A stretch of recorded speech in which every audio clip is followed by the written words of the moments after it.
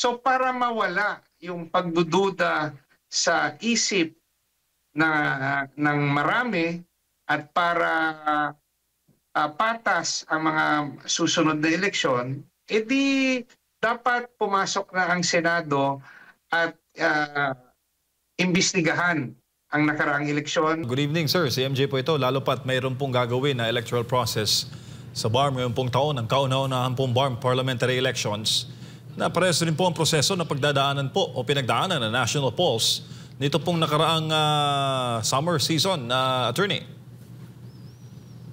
Tama yun, no? So, kung hindi natin to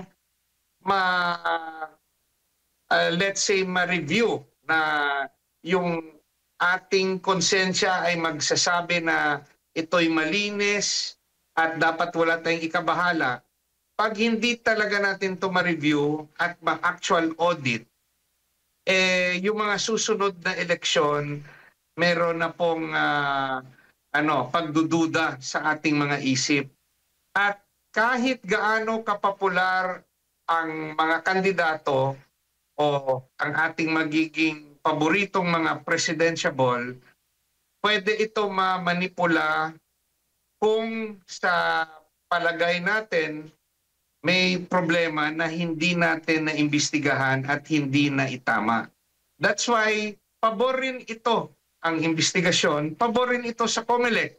Kasi yung mga chismis o yung mga haka-haka na hindi naging malinis ang eleksyon ay masasagot ng investigasyon.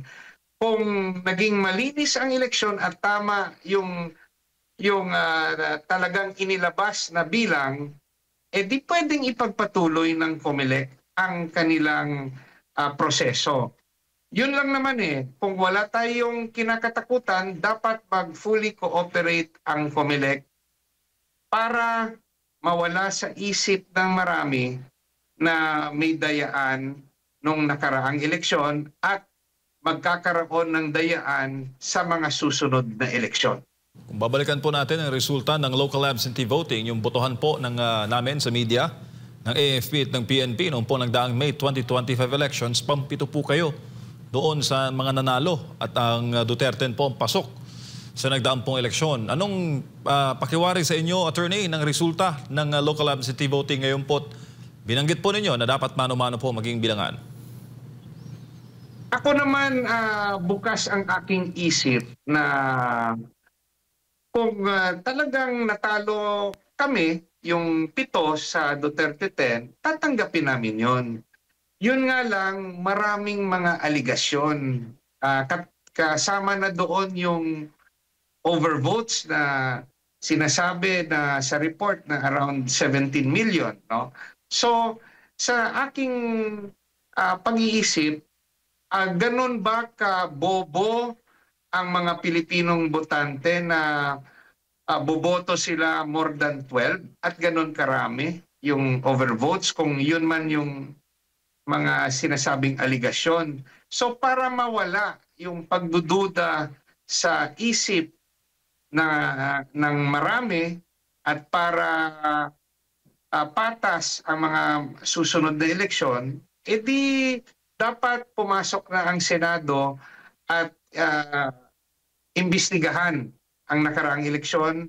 Kasama sa imbestigasyon ang pagsabpina sa mga ballot boxes at sa mga balota, at ito'y imamatch sa mga resibo at ito'y imamatch sa transmitted result na soft copy. So tatlong datos yung dapat mag-match ng 100% para mapatunayan na hindi madadaya ang eleksyon.